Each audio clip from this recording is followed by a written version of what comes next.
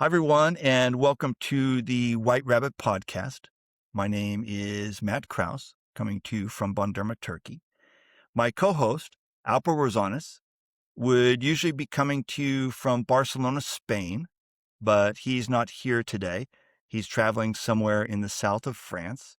So today it's just me and our guest, David Beckett. David is a presentation coach from the Netherlands, and as such, he is one of our own.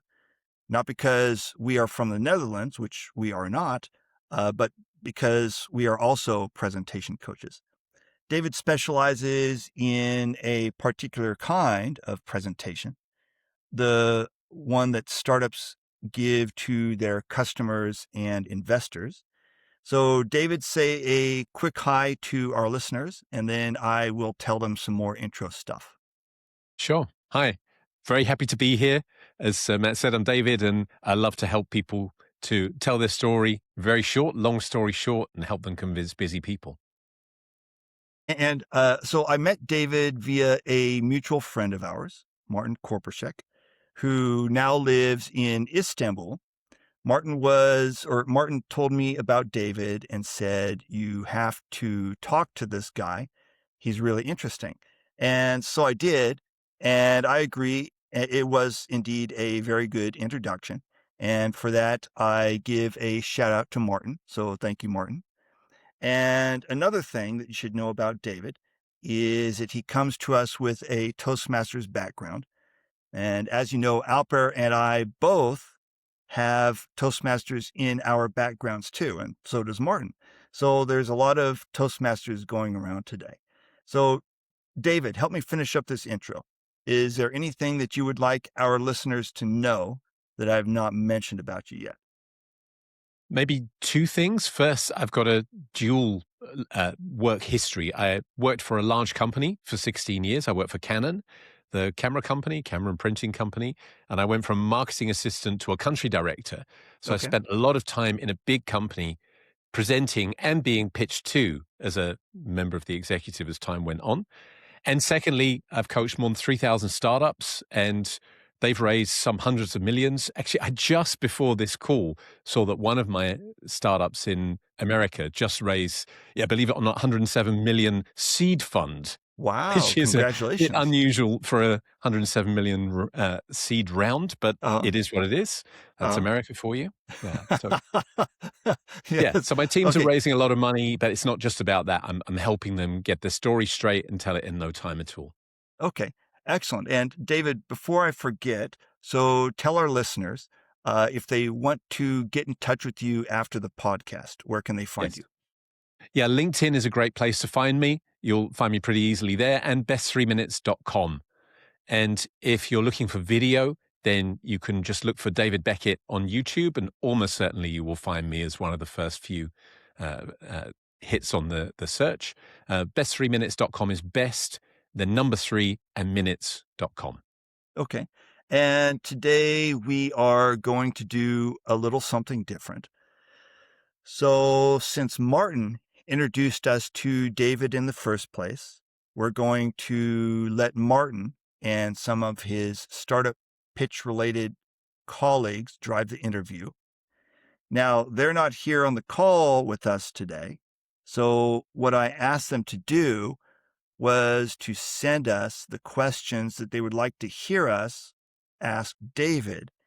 And Alper and I are actually just me since Alper's not here today. So I am going to read those to David. So I'm going to read those questions to David.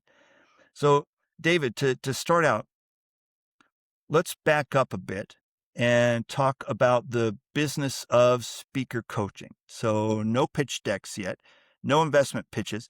Take us back to your own early days.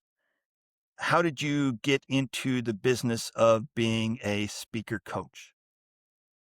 Yeah, it was a combination of passion and desperation, I think would be a good description. I, as I said, had a big corporate career for 16 years. And then my job moved from the Netherlands, where I'm based, and it moved to London in 2009, along with 230 other jobs in the office. And Okay. I decided, okay, I'm halfway through my working life. I want to do something different. I want to find a different path for myself. And I spent a couple of years doing different things. I wrote a book about Amsterdam. I did a world trip. Then I took a couple of jobs and actually got fired from a couple of jobs, as Okay. in not we're reorganizing, but Uh-huh. really, here's the door, please leave. Wow. And Okay. this was a complete shock because I'd gone from a very stable corporate career, step by step, from marketing assistant to country director, all the different steps. Things are pretty well gone in a good direction for 16 years. Then I joined some other companies, get fired. So then you're a bit at that moment where you ask yourself, what do you do now? You got a mortgage, you've got a young child, you've got bills to pay. So I took a step back and thought, what am I passionate about? Well, I loved coaching when I was a manager. And secondly, what am I fascinated by? And presentation was always something that caught my attention because it had such an influence on how people's careers developed and also how their confidence was. And then those two things, I thought, okay, I'll be a presentation coach. But very luckily, I got pointed in the first month back in 2013 towards an organization called Startup Bootcamp. And there they had an accelerator program, 10 startups going towards a demo day. And this contact of mine, Lauren, she said to me, hey, you should get connected with them because they have this fixed date where they have to make a pitch and maybe they need your services. Now, I didn't know what a startup was. I didn't know what a pitch was, but I went there and I pitched myself as a mentor for the program. And honestly, I spent the first program and a half doing about 150 to 200 hours of coaching for free.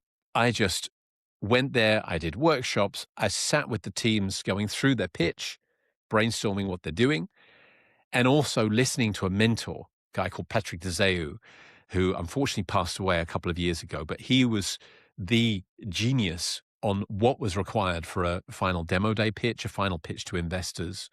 And I learned a lot from him. I learned a lot from doing the work and then started listening to people who are listening to those pitches, talking with those people. So yeah, that's how I got started. It was really, I was struggling. I put these two things together. Then the third thing was pitch. And this just triggered me. I got excited about it right from the start. So hang on a second there, because before we move on, I think that our paths might have crossed before in a way Mm, that I didn't know, because you mentioned Startup Boot Camp, right? yes. And and then you also mentioned Patrick, Yes. and I think I've been to a couple of their sessions, but I definitely I was an after Patrick guy, and it was taken over by one of his people who came from China, That could be. and Yeah.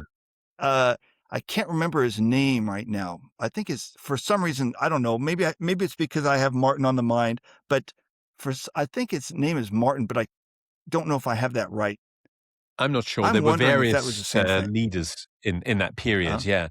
But I okay, was very lucky because Patrick was one of the founders of Startup Bootcamp. And that's it right, was one. Patrick. Yeah, and Patrick DeZeu, he'd had a history of being an entrepreneur, and Uh, together with a guy called Ruud Hendricks in the Netherlands, they set Startup Bootcamp up, and it was a new idea for Europe at the time, or it was just beginning. Right now there are countless accelerators across Europe sure, and around the sure, world, but they sure. modeled it on the American model, on Y Combinator, on 500 startups, and those kind of organizations. And Patrick had a very clear vision about why a pitch mattered and how a final demo day pitch should be. And I think that thing about why a pitch mattered is for two reasons. One is for the startup, and then one was for the program. So for the startup, if you can't explain in a very short time what you're doing and what the value is you're bringing, what you're changing, what you're solving, then you're going to really struggle to succeed. It doesn't matter how good the product or the tech or the team, if you can't explain that value in the Yeah. first 1 or 2 minutes, people Uh, will switch off because okay. everybody's got opportunities. There's so many startups out there. So you've got to grab people's attention.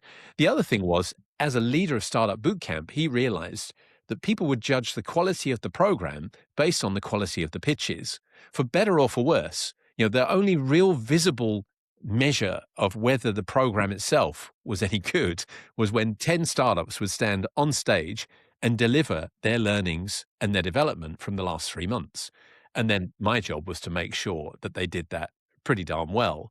And I did that together with Patrick for the first few programs. We worked very hard on guiding them and steering them towards the best story they could tell.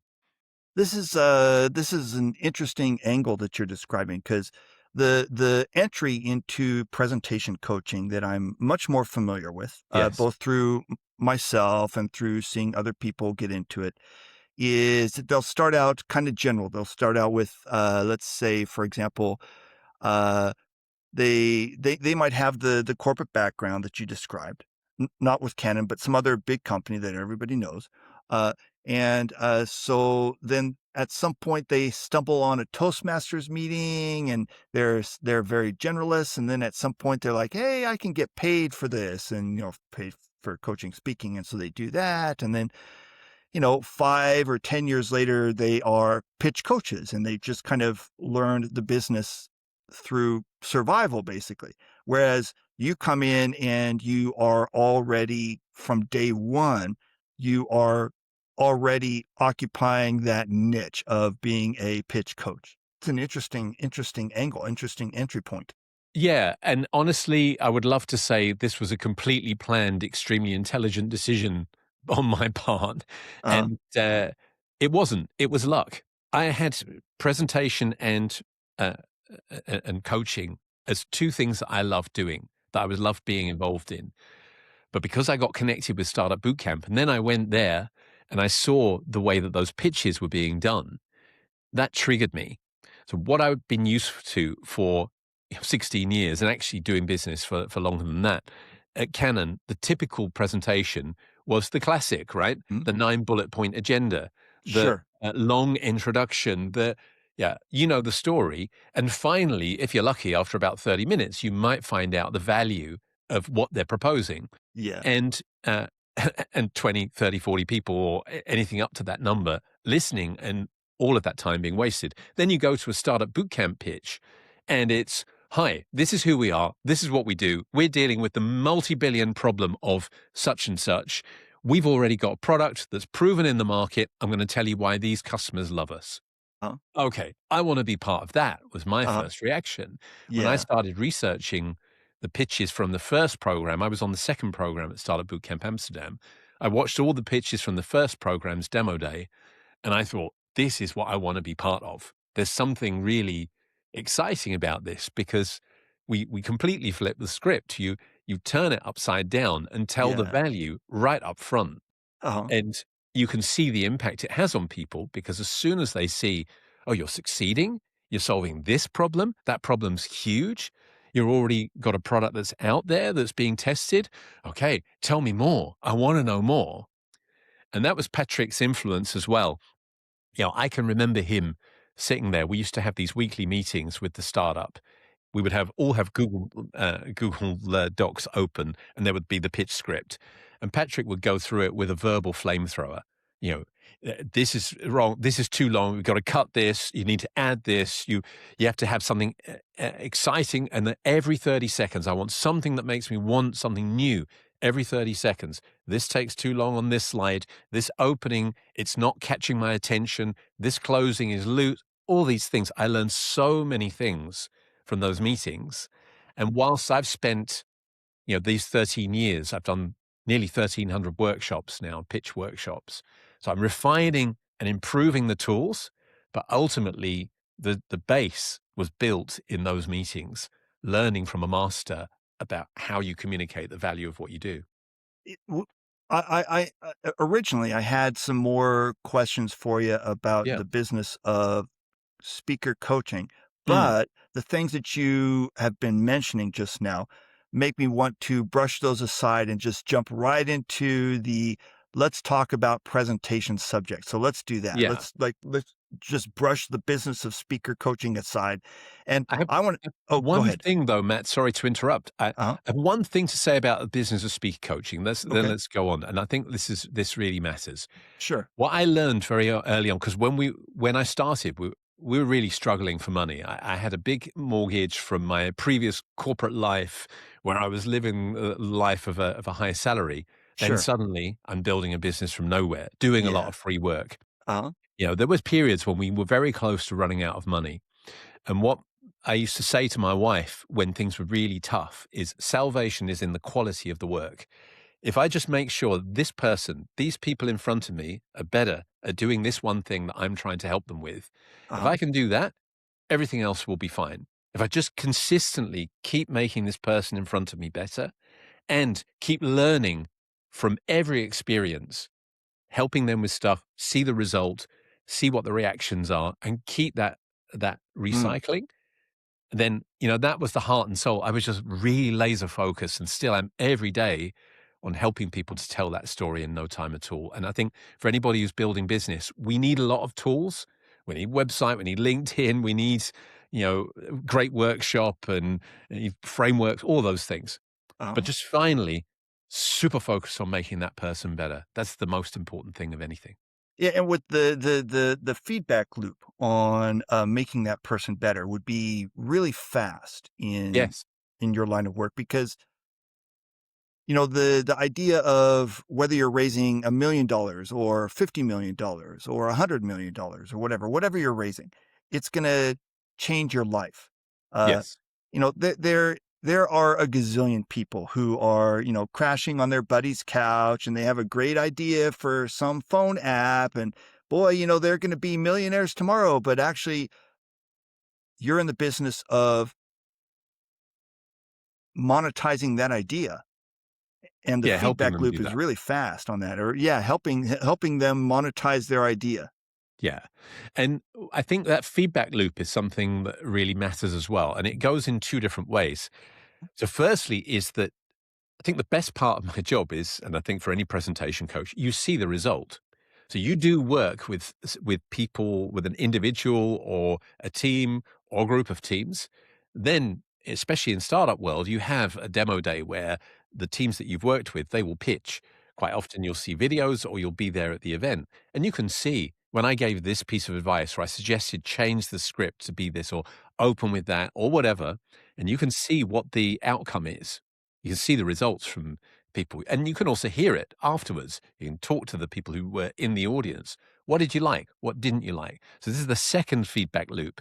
First feedback loop is deliver your value, your insights, your frameworks, your guidance, Mhm. then see what happens when they deliver that in their pitch and see the responses. And then you can Yeah. find out what's working, what isn't.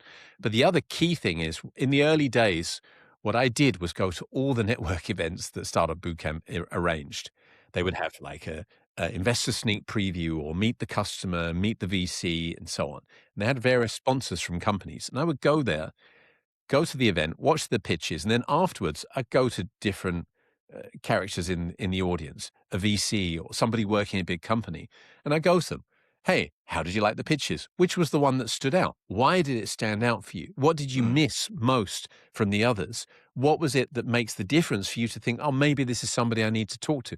And so on and so on. I ask so many questions like that because when what really matters is not necessarily what I tell them to do, but how they respond.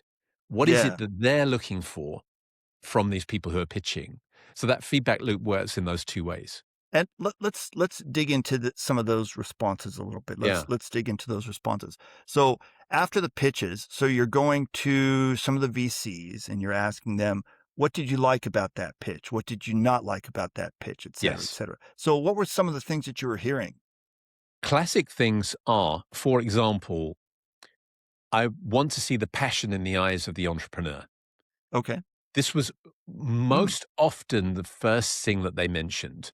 Now, this is really interesting. tricky for anybody in business because quite often you're very focused on the process of building your business, building Uh-huh. your product. Uh-huh. But that is a very brainy, internal, and process focused task. Okay. But when it comes to communicating it, the skills that we apply in our daily work, they need to change when we're communicating it. Mm, And mhm. some of those skills might be a handbrake on how we communicate. Because when we think about the daily job of anybody in business, but especially for startup founders, quite often it's technical.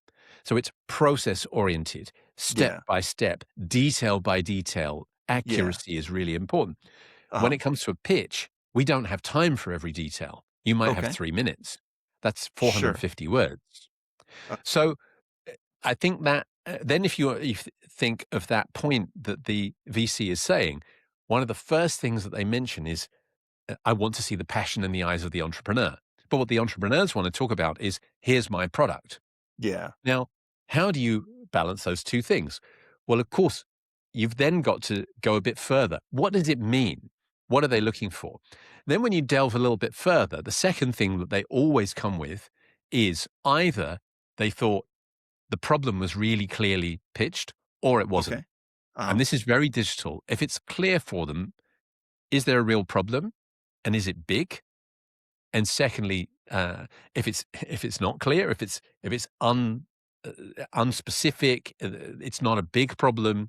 This is very digital. They either are triggered by a huge problem, Uh-huh. or they're not triggered. They're untriggered, let's say, by uh, a problem that doesn't seem that important and doesn't seem that big.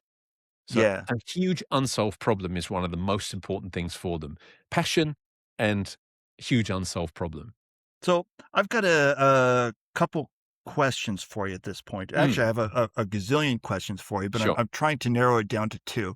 Okay, so let's talk about the problem for a second. So I've heard a couple schools of thought on the Mhm. problem. One is that VCs like to see a very narrowly defined problem, and basically these are the people, this is our go-to market strategy for the Yes. next 6 months. These are the people that we're going to target for the next 6 months. So it's a very narrowly defined problem. The other take that I hear on it is that some VCs want to hear, or they want to see a really big problem, like our total addressable market, our TAM is Yes. like $9 gazillion and it's the whole world and we're going to take over the world. Okay, so we've got these two lines of thinking. One Yes. is that you need to be super narrow in your definition of the problem. Another is that we want somebody really ambitious. So what's your take on that? I think what they're looking for is indeed a huge opportunity. Now, if we Okay. take a step back and we think, why would a VC invest money into a startup? And startups might believe it's because of their product or because of some maybe a wish to make the world better. That's an idealistic view. The bottom line is, for a VC, their number one job is to get a return on their investment. Yeah. And the only way to get a return is if there's a huge unsolved problem, and there is a company, a group of people that have come up with a product that could solve it, who have tested that product or sold it already, and that they've got the right team to scale that business up. So it actually Okay. comes down to pain, product, progress, that's Uh-huh. either validation or traction, and people. These are the Okay. four most important parts for the investor. Now, the challenge that founders find come up against is that uh, everyone's got a no focus allergy. So as soon as you are saying we're doing this and we're doing that, and there's also this opportunity and there's that opportunity, you immediately get this, you're not focused, come back when you're Uh-huh. focused. So how do Okay. you balance these two things? So Uh-huh. I think the way to look at it is to think, first, we've got to identify this huge unsolved problem. Huge means it needs to be probably uh, at least a billion or multi-billion market. Okay. And secondly, uh, within that market, of course, there are going to be segments. What people want is a big picture of how huge is that problem and what's it resulting in? What's it causing people? Lost time, money, frustration, lost energy, waste, etc. And how much? How big is that problem? Then an idea of, if you do this, then what will they gain as a result? So you create your product, you deliver your product. What result do they get? So, for example, today it takes 300 million people in major cities over 20 minutes every day to find a parking space. we built a parking app with this technology, and as a result of using our parking app, they find it in 2 minutes, not 20. So that's an easy example. And there's lots of products that are more complex than that, but the basic mechanism, specific quantified problem, simple description of the product, outcome, result for customers. These are the Okay. most important parts. Okay. Uh, so if we can get those things clear. Now, then you come to, okay, but with these different segments, let's say you've got a product. I've come across a few startups like this, where they've got a product which is, say, improving a certain material. Let's say it's something to do with carbon fiber, and you're able to identify a certain problem with carbon fiber, which can save millions for a certain industry. Okay. Now, it might be that that could apply to many different industries because carbon fiber is used in lots of different industries, aviation, in transport, in manufacturing, you name it. Problem is, if you name all those industries, it triggers the no focus allergy. So what Mm. we have to do is we could say, here's this massive problem with carbon fiber. It's Uh-huh. costing this much on a world basis. And there's all kinds of industries that are using it. Uh-huh. We're focusing on this one. Let me tell you how it works here. Then you go focus, focus, focus, focus, focus. This is what we're doing for this industry. At some stage near the end of the pitch, you give them a 15 or 20-second picture of what could happen. Once we've perfected it for this industry and we're established, we can also take this technology and apply it for this industry, this industry, this industry, but we're focusing first on this. Okay. What that Okay. mechanism is, huge big picture, Uh-huh. narrow down to a certain industry, focus, focus, focus, and a hint towards the future. This Yeah. works really well. Okay. And then another thing that I wanted to ask about, let's back up to the first thing that you talked about, the passion. You know, that the people want to see the passion. They want to see the Yes. fire in the eyes of the person up there speaking. So, is there like one best way to trigger that display of passion, or Yes. is everybody going to be different? Think so the answer to the question is everybody's different, but there are certain things which will work for most people. Okay. So if you think about, let's talk about something very informational. For example, you tell about your go-to-market strategy, or you talk about your business model. It's Okay. very difficult to be excited about your business model, right? We have an Uh-huh. amazing business model. We take an 8% commission on every transaction. People will think you're nuts, right? If you're excited about your business model, unless there's something really unique about it that's going to help you scale faster or so on. But this is really one in 1,000. Um, so what matters, though, is not that you're excited all the way through. Uh, Paul Graham, the founder of Y Combinator, says, at what moment will you be animated in your pitch? So what Uh-huh. he means is you need to deliver certain rational information, size of market, size of what the product delivers, how big is that problem, how much better will it be with your solution, and so on. So there's certain rational stuff that you need to communicate, but you need to talk about something that makes you excited. Uh-huh. Now, I think this is the heart of it. If you can talk about one or two things along the way that make you excited, no matter who you are as a founder, you will change in the way that you communicate it.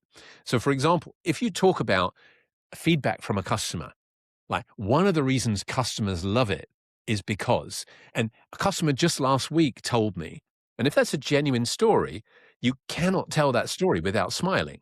It will make you happy. Yeah. Your eyes light up a bit. We become a bit more animated. Uh-huh. And I've found this consistently. If you think about putting something in your pitch that makes you happy, that will cause you to communicate in a different way, and people will connect with you in a different way.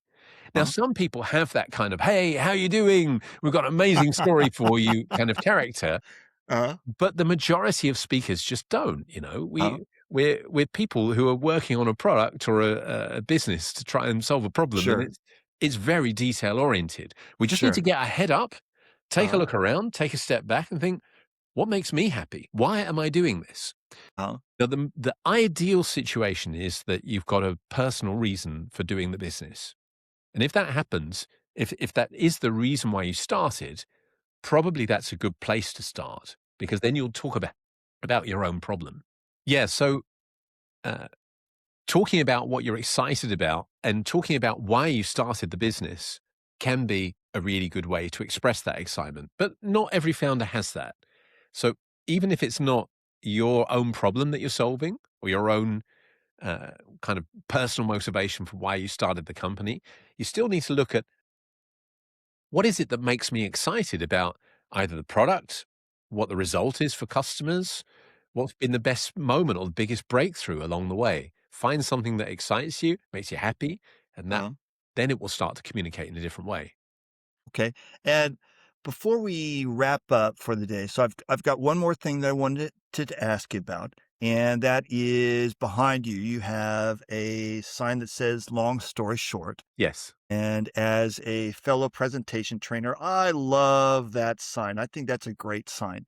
So, and it makes me think of how you mentioned earlier. You mentioned back in Mm. your days at Canon, Yes. where people were giving these really long presentations, and then all of a sudden, you're at these pitch conventions, and people are giving these 3 minute or these 3 minute presentations and stuff Yes. like that. So these really long ones, like back to the Canon day or Mm. the Canon days and the 45-minute presentations or whatever they were. Why do you think people do that? Why do you think that they think that somehow, for some reason, people want to sit and listen to me rattle on for 45 minutes about nothing? Why is that? Why do they think that way? I think there's two reasons. One is a feeling of obligation. Oh, It's what's expected of them. And oh, two, pride in your work. So let's okay. take these two things. Firstly, the expectation. So I'm writing a book called Long Story Short. And one of the things I did was interview executives in companies about how they want to be presented to. And what they want, people who are in senior positions, is they would like a short presentation of 5 to maximum 10 minutes of the key highlights, and then to have a conversation, to have Q&A, where Mm, they want to ask questions on specifics about the process. What they're looking for is, what is the value? What's the things that you want to solve? How much better will it get? How long will it take? What resources do you need? And have you got any proof or testing that it will work? And if we can get those things in a 5 or 6 minute presentation, they'll be happy.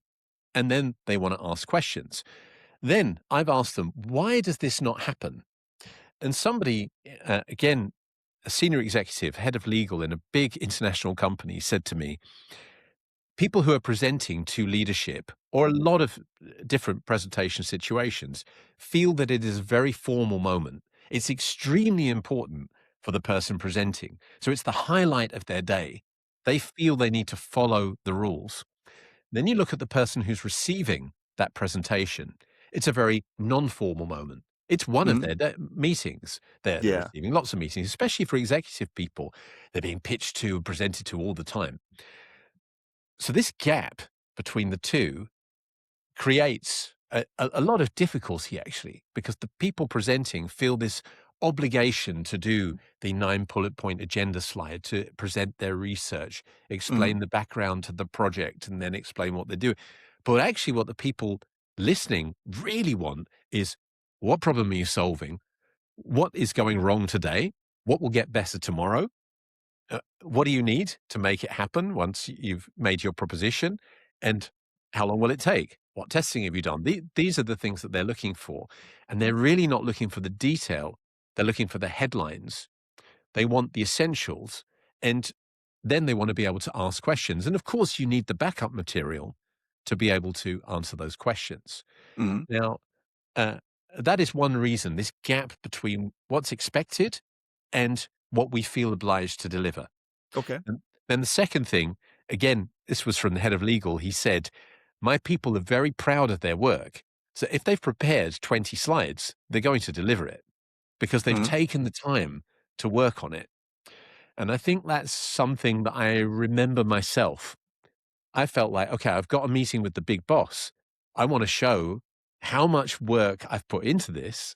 And I want to show him all the different steps that I've taken so that he understands that what I'm proposing has a solid background.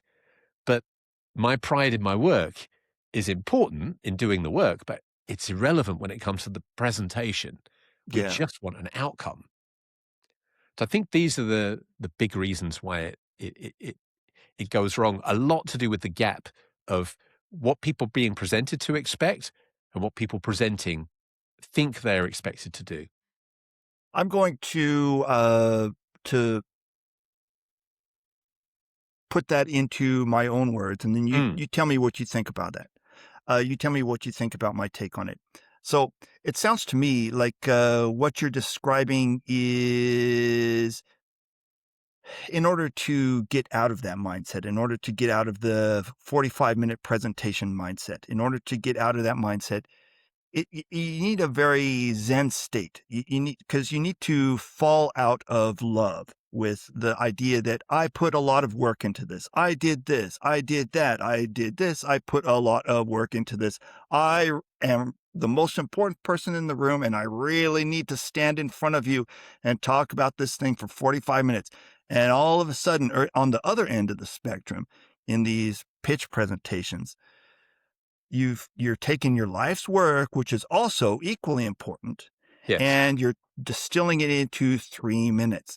And in order to do that, you've got to fall out of love with the work that you put into it, yes, with the process that you put into it. yeah, Does that sound about right? yeah, absolutely. It's all Okay. about the result. Uh-huh. It's not about the process. Okay. And the process is very important Uh-huh. because that's the way that you can deliver the result. And if you haven't gone through a good process of doing the work to build product, to build the business, and then to build the pitch to communicate it, and Yeah. spending the time to really think about what is the message that I want to bring? What do these people care about? Then, of course, that will not work. You'll have an unbacked up message. But in the end, it's not about us. It's all about Yeah. who's the audience, what do they care about, and Uh-huh. which parts of my story are relevant for them. What Yeah. goals are they trying to achieve, and how does my story help them achieve it? Yeah. True. True. Good Yeah. point. So I totally agree with you. It's about not being in love with our process. It's Uh-huh. about what's the outcome of our process that helps them reach their goals. Yeah, yeah. Excellent. Well, we've got to wrap things up for today. So, thank you very much, David, for being with us today. I thoroughly enjoyed it. Happy to meet And you, Matt. yes, I enjoyed it very much too. And I'm sorry that Alper could not join us. I did my best to ask questions to channel my inner Alper, basically, and to ask questions that Alper would have asked. Great So stuff. we will wrap things up for today. And thank you very much for joining us. And we will talk to you later. Bye bye. Thanks, Matt.